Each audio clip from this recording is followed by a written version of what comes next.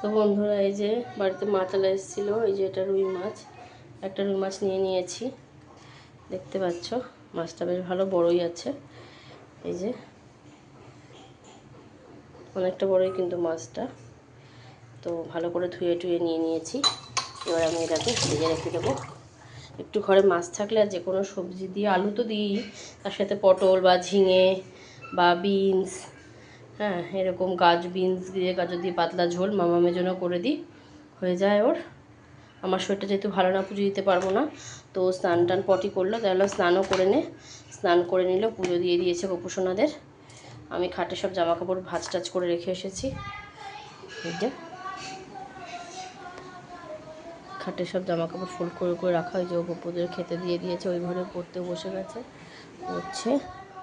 আর আমি এই যে সব মাছগুলোকে ধুয়ে নিয়েছি, এর মধ্যে আরও আছে, চিংড়ি আছে, পাবদা আছে, আর একটু কাতলা আছে। তো চলো এটাকে আমি পটাপট করে সব গুছিয়ে রাখি,